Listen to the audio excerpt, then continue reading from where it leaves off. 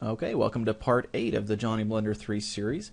And this section we're going to clean up the torso just a little bit, get some of those sharp edges off of the corners there, and then we'll get into adding seams and getting it ready to start working on a texture map.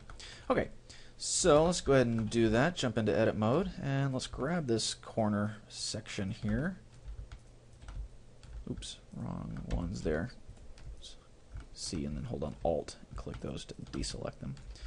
Now let's just move this in a little bit towards a little. You can see kind of the finished version of, or the non-edit mode version over here on the mirrored side. So we'll just kind of look at that as we go. And then go ahead and do the same thing on the back. Oops. Select a part of the leg. There we go. Just kind of smooth that up. Kind of making his buttocks look a little strange, so let's clean that up.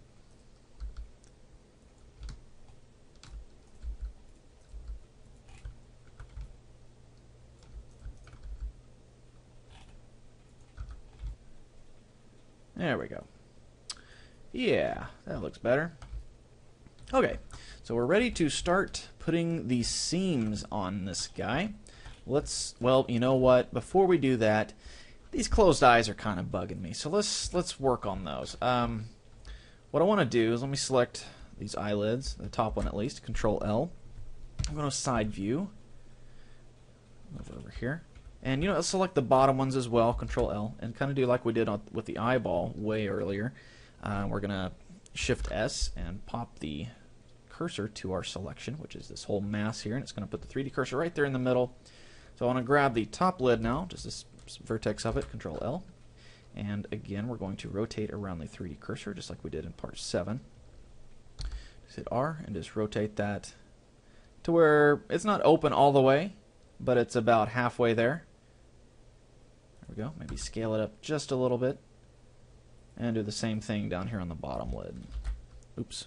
Control L. My keyboard's a little worn out. The L is almost non-existent on my L buttons, L key. So let's do the same thing down here. Scale it up just a little bit. Rotate that. Okay, so there we go. Now we have opened eyes, and we can see our eyeball that we worked on. So let's grab that eyeball, and just for uniformity's sake, let's copy it over to the other eye socket so it's not an empty eye socket. So Shift D, just drag that over on the X axis. So what I did was I just hit Shift D and then X, and I just moved it on the X axis. So undo that second copy. So grab this, move it around. You can see two separate eyeballs. Now let's name them accordingly. Go over here on your Properties panel, go down here to where it says Item. Right now it just says Sphere. So let's change that to eyeball, and we're going to say .L, and that signifies that it's the left eyeball. Later on, when we start working on the rig, you'll use this .L and eyeball.R, .L and .R. You'll use those significantly when we rig for Blender to know that that's the left side and that's the right side. So now looking at your screen, you're like, wait a minute, that eyeball's on the right. Well, it is on the screen right, stage right, I guess you could call it, or audience right, I don't know. But, from Johnny Blender's perspective, it's his left eye, and then that's the right one. So it's kind of the opposite of what you're looking at. So, anyways, okay, so now we can see our eyeballs there. So it looks a little bit better already. Okay, now these seams. Let's jump in and start working on those. Now, there's a few different ways to unwrap a face, a head, and if you watch the first two Johnny Blender series, you'll know what I mean. I think I probably used different techniques on both of those, but since we're going for a cartoony look, we're not going to need to get real detailed with the face. But, that's no excuse. We should still do it properly. Basically, when I unwrap these days, I like to just select basically the first half of the head. Something happened there for a second. Okay. And along, in this particular style, along the front of the ear, and then along the rest of the top of the head, like so. And we're going to Control E. We're going to mark that seam, like so. Okay, and now when we unwrap it, we'll basically have a front and a back, and that's all we'll have to worry about on the face. For the eyebrows, since they're a cube, if we try to unwrap it, it's like it won't unwrap because it's a solid piece. So we at least have to put a seam somewhere. So let's just put one along the back.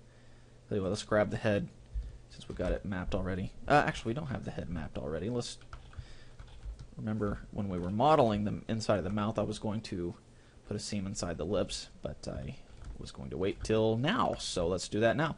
Select the loop there inside the lips, and we're going to Control E, mark a seam there. And then, you know what, let's turn off the mirror right now so we can see inside the mouth. And we still have, where's that seam at? We still have that seam around the tongue, which is fine. I want that seam there. However, I want to be able to paint the tongue a little bit if I so desire. So right now, the way the seams are on it, it would basically treat it like a sock, where it's not going to flatten very well.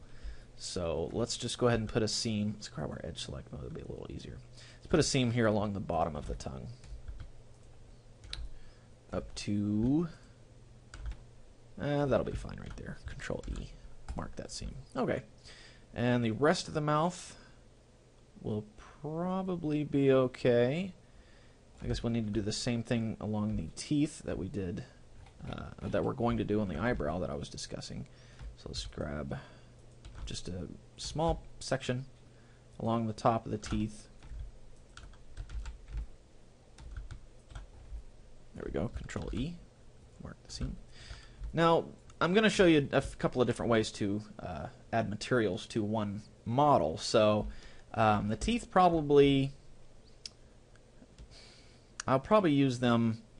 I'll probably give them a whole separate material, but we'll still go ahead and unwrap them. So let's go ahead and select these guys here. Control E, mark the seam. Now, as I'm marking here on the left side of the model, since we have the mirror modifier, go ahead and turn that back on. As soon as it's applied, these markings that we made along the left side will copy over to the right side. So it's kind of like, it saves you half the time. If you were to apply the mirror and then add seams, you have to make sure you get everything lined up properly and everything. But this way, it's just a lot faster, and you don't have to worry about, getting anything messed up. So, for the hair, it's pretty much. Let me hide the head here, like I was going to a second ago, so we can see everything else. Okay, what we can do on the hair is, since this part is going to be inside the head, tell you what we can do. We can select all of the edges that are going to be, like I said, inside the head.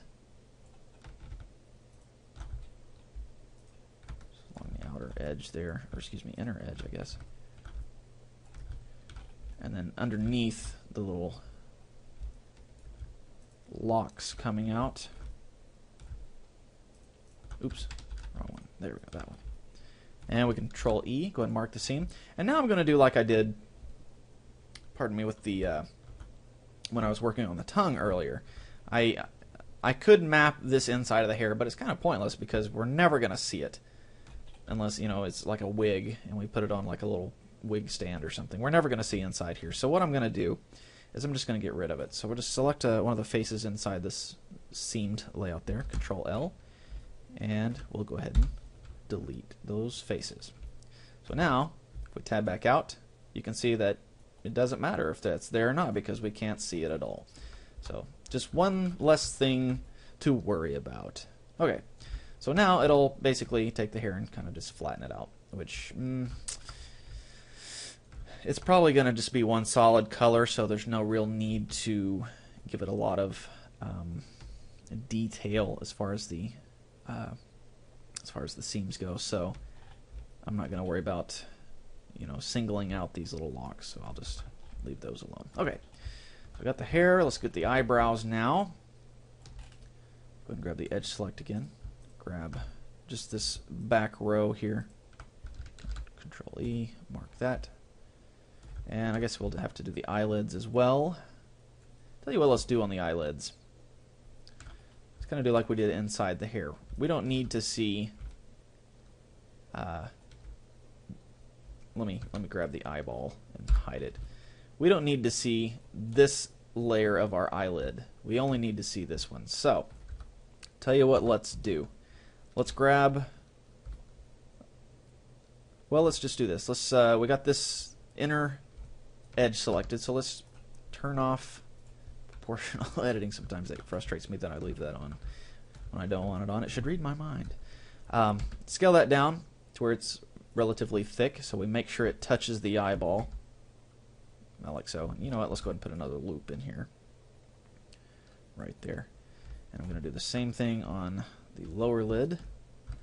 I wonder why that's got such a dark line around it. I don't know. Let me clear any seams that might have been on there. No? It's got multiple faces somehow. I wonder why there's dark lines there. I don't know.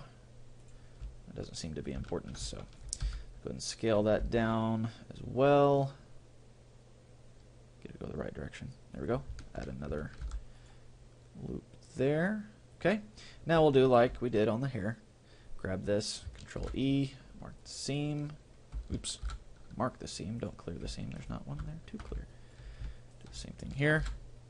Mark a seam. Okay. Grab our face.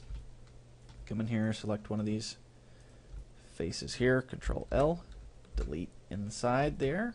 Same thing on the bottom. And delete. Okay, so now when we come out and we unhide the eyeball, you can see that we don't really need inside the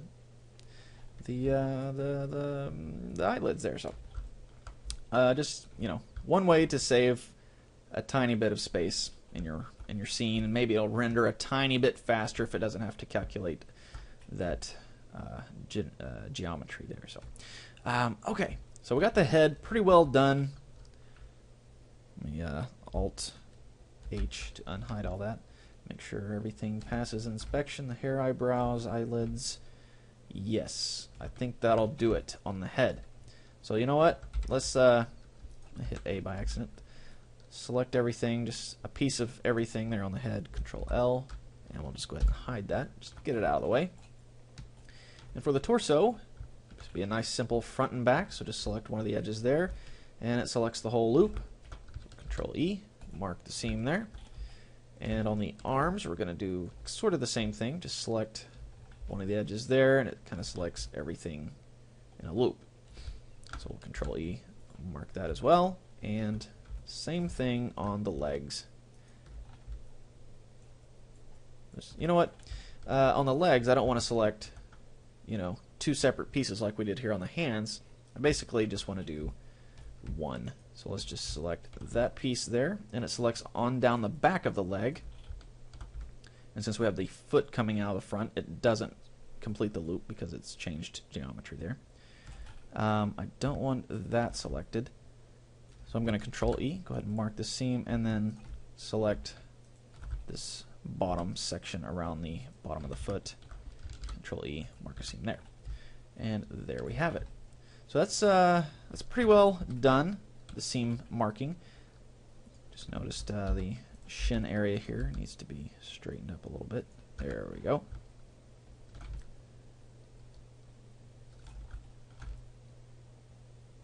You know, looking at this, the arms look a little bit too long. Let me unhide the head so I can see everything.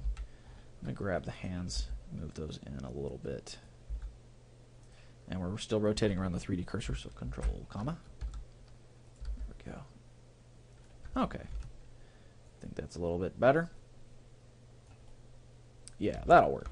Go ahead and save that fella.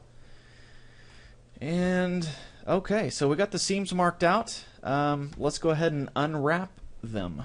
Get the UV coordinates. So let's grab this diagonal lines here, just left click and drag right there, and we can split our window into two. And then if you want to resize it a little bit, just put your mouse there until it turns into the double arrows, as you can see, and just scale it back and forth.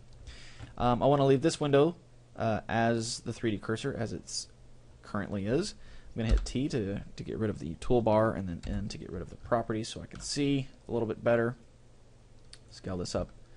And this one, I'm going to go to click on the little box there. Brings up the pop-up menu. We're going to go to View V Image Editor. And now I'm going to grab my guy, go over here to the modifiers, and we're going to go ahead and apply that mirror modifier. So now when we tab into edit mode, you can see, like I said, it copied all of those seams across to the other side. Okay, so now we'll select everything and hit U to bring up our UV mapping menu, and we're going to go to Unwrap is the top section there. And you can see over here it basically unwraps everything, but it kind of just throws it in there. So what I want to do is make everything proportional, relative size. So the way you do that, you just go UVs and you say Average Islands Scale, and it kind of resizes a little bit to where everything's more in tune, relatively speaking, to the size of everything around it, if that makes sense. So as before, this here, I'm not sure. That's probably inside the mouth. Select everything. One way you can figure out what the way each piece is just to deselect everything, and then grab your face select and go to where you think it is. Like I said, inside the mouth. So I'm going to grab that face there. Control L. Oops, that's the head. Go inside here. That one? Nope. It'd be kind of hard to.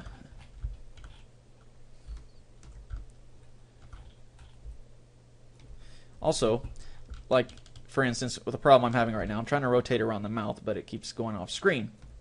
If you want to rotate around that selected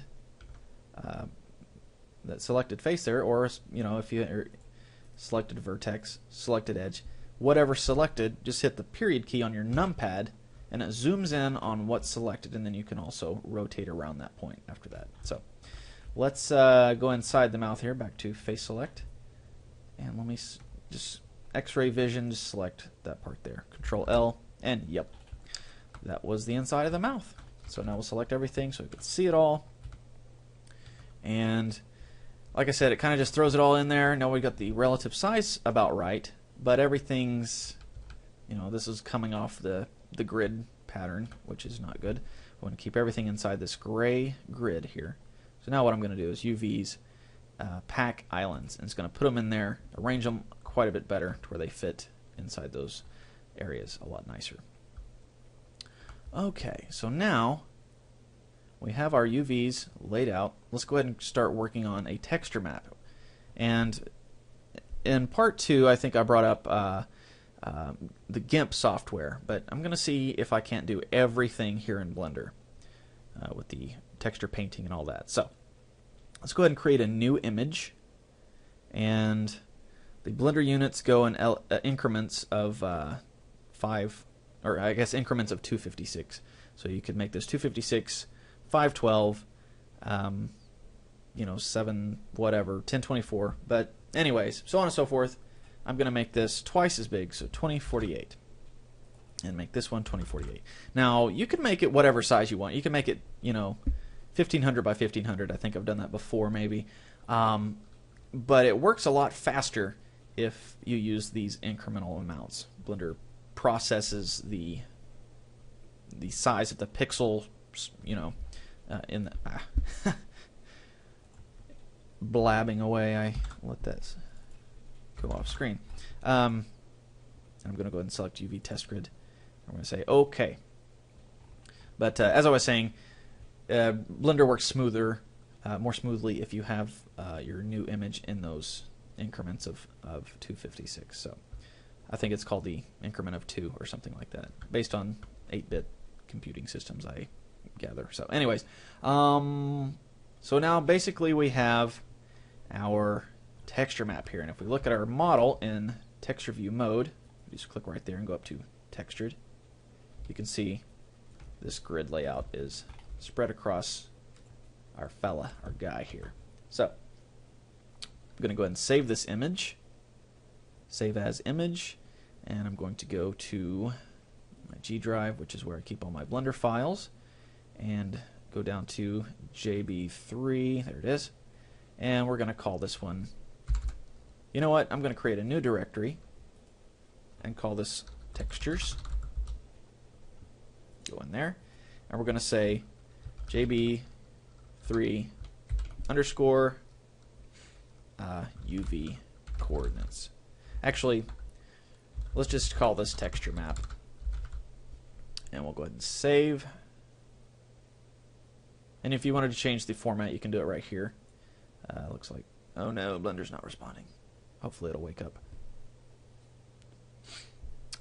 I think I saved that. I hope I did. Okay, taking a little bit. Let me go ahead and pause the recorder until it finishes thinking. So stand by. Okay, there we go. But as I was saying, you can, if you want to change it to a different format, PNG is the default for Blender. You could change it to JPEG or TIFF or whatever. I'll go ahead and leave it as a PNG. And we will go ahead and save that. There we go. Now, that's running out of time for part 8. So on part 9, we'll actually start painting Johnny, giving him some actual color rather than just the clay. If we go back to solid view, just the clay view that this is known as, we'll give him some color. I know I said before I usually make my models nude starting off, which, you know, basically he is nude. He has no clothing objects or anything on him. But since his legs are going to be black, let's go ahead and refer to our reference image here. I'll just go ahead and leave the legs black. Maybe I'll go ahead and paint the bottom, and then when I actually build clothes for him, I'll give him a belt and, you know, this Rocketeer button to the side, jacket thing, whatever, and some gloves. So, anyways, let's go ahead and save this. And also, real quick side note, I'll probably go over this again when we start painting the texture. The materials here, just because you save your scene doesn't mean it saves the materials. So if you're working only on the materials and not really on your scene, you hit save, it's not going to save much. So what you got to do is every time you work on here, you just go image, save image. So make sure you keeps saving this. So, okay, so that's going to be all for part 8, and I will see you in part 9.